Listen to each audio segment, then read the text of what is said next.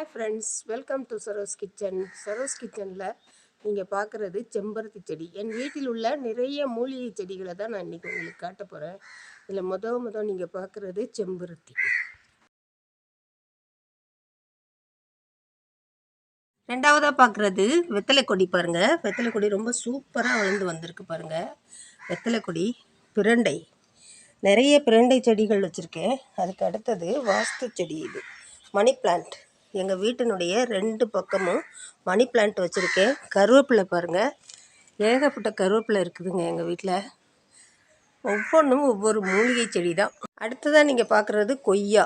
இந்த கொய்யாவோட இலைகள் பல் வியாதிகளுக்கு ரொம்ப ரொம்ப நல்லது. பல்வலி இருக்கிறவங்க கொய்யா இலையை போட்டு மென்றாலே போதும், வாய் துர்நாற்றம், பல்வலி எல்லாமே குணமாகும். அதுக்கடுத்தது தென்னை மரம். தென்னை மரம் ரொம்ப வளர்த்தியாக இருக்கிறதுனால அதை உங்களுக்கு என்னால் காமிக்க முடியல. இதுதான் நீங்கள் பார்க்குறது கனகாமர செடி. இதில் கனகாமர செடி மட்டும் இல்லைங்க, நிறைய மூலிகை செடிகள் என்கிட்ட இருக்குது. இதில் பார்த்தீங்கன்னா நிறைய அருகம்புல் இருக்குது, குப்பைமேனி செடிகள் இருக்குது, துளசி செடி இருக்குது பாருங்கள். இதில் ஆகாய தாமரை என்ற ஒரு அற்புதமான மூலிகை என்கிட்ட நிறைய இருக்குது. அதோடு பார்த்திங்கன்னா இது செவ்வந்தி பூச்செடி. இப்போ தான் நான் இந்த எலுமிச்சை செடியை வச்சுருக்கேன். இது பார்த்திங்கன்னா துளசி. ரொம்ப ரொம்ப யூஸ்ஃபுல்லான ஒரு விஷயம் துளசி. அதுக்கு அடுத்தபடியாக பார்த்திங்கன்னா மல்லிகை செடி இருக்குது. 2 விதமான மல்லிகை. இது குண்டு மல்லிகை, அது சாதாரண மல்லிகை செடி. வாழை இல்லாத இடமே கிடையாது. வாழை மரத்தில் உள்ள அனைத்தும் நமக்கு உபயோகமானது. வாழைக்காய், வாழை இலை, வாழைப்பூ, வாழைத்தண்டுன்னு எல்லாமே நமக்கு ரொம்ப யூஸ்ஃபுல்லான ஒரு செடி தான் மரம், வாழை மரம். இந்த ஆகாய தாமரை பெண்களுக்கு ரொம்ப ரொம்ப முக்கியமான ஒரு செடி. வெள்ளைப்படுதல் நோயை குணப்படுத்தும். அவங்களுக்கு யூட்ரஸில் உள்ள அனைத்து பிரச்சனைகளையும் தீர்க்கக்கூடிய ஆகாய தாமரை. இது என்னிடத்தில் நிறைய முளைச்சிருக்கு. குப்பைமேனி. இந்த குப்பைமேனி குப்பையாக இருக்கிற கூட நம்முடைய மேனியை சுத்தம் செய்யக்கூடியது தான் இந்த குப்பைமேனி. இது அநேக மருத்துவ குணங்களை கொண்டது. அருகம்புல் பார்த்திங்கன்னா நிறைய அருகம்புல் இங்கே இருக்குது. இதை நம்ம பிள்ளையாருக்கு பறித்து வச்சோம்னா அநேக நன்மைகள் நமக்கு கிடைக்கும். பிள்ளையாருக்கு மாலையாகவும் போடலாம்.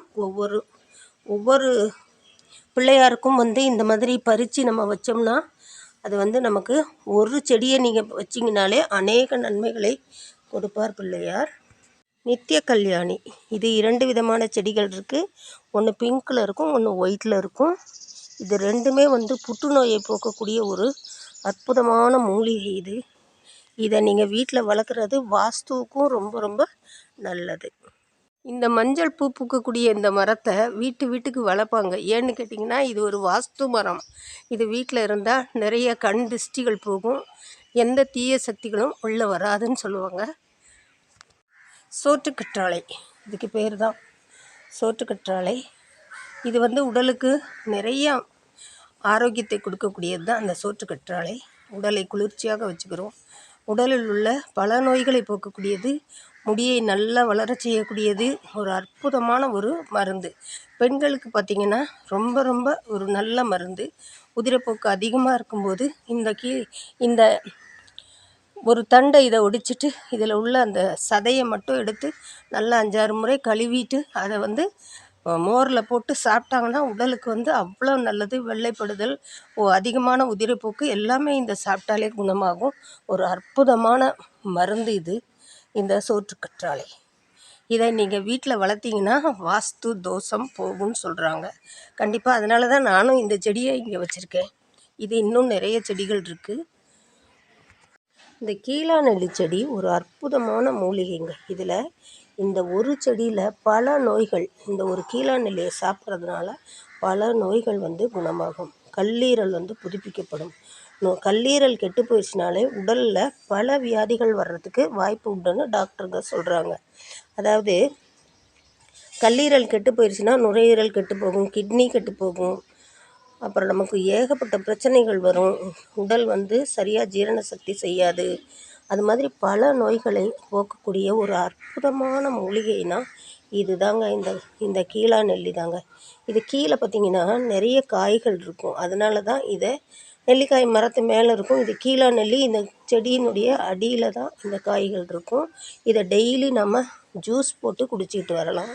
ஜூஸை வந்து எப்படி குடிக்கணும்னா, இதை ஒரு 2 செடியோட இலையை பறித்து நல்லா அரைச்சி அந்த ஜூஸை எடுத்துகிட்டு அது கூட வெண்ணெய் எடுத்த மோர் கலந்துக்கணும்.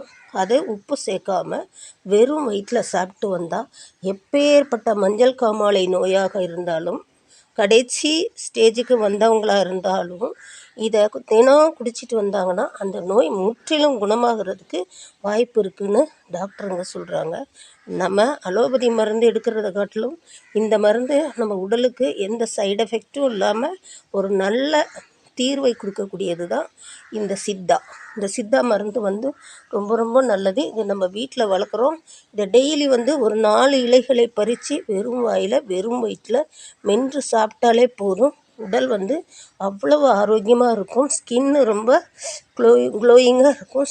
ஸ்கின் வியாதிகளுக்கும் இதை அரைத்து உப்பு வைத்து அரைத்து தேய்த்தாலே ஸ்கின் வியாதிகள் வந்து குணமாகும்னு சொல்கிறாங்க. அதே மாதிரி நம்ம முகத்துக்கு முகப்பரு, முகத்தில் கருப்பு இது மாதிரிலாம் இருக்கிறவங்க கூட இதை அரைச்சி மஞ்சள் கூட சேர்த்து இதை அரைச்சி முகத்தில் தடவினா முகம் நல்லா பளபளப்பாக இருக்கும்னு சொல்கிறாங்க.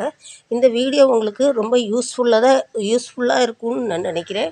இந்த செடியை நீங்கள் எங்கே கண்டாலும் அதை விடாதீங்க. வேரோடு பறிச்சுக்கிட்டு வந்து இதை அரைச்சி இதோட ஜூஸாக குடிங்க, அல்லது ஒரு துவையலாக அரைச்சி சாப்பிடுங்க, இல்லைன்னா ரசத்தில் போடுங்க. எப்படி ஆனாலும் இதை சாப்பிடுங்க. உடலுக்கு ரொம்ப ரொம்ப நல்லது. இந்த வீடியோ உங்களுக்கு பிடிச்சிருந்துச்சுன்னா லைக் பண்ணுங்கள், உங்கள் ஃப்ரெண்ட்ஸ் அண்ட் ஃபேமிலிக்கு ஷேர் பண்ணுங்கள், கமெண்ட் பண்ணுங்கள், சப்ஸ்கிரைப் பண்ணுங்கள். தேங்க்யூ. மீண்டும் ஒரு நல்ல வீடியோவில் சந்திக்கலாம்.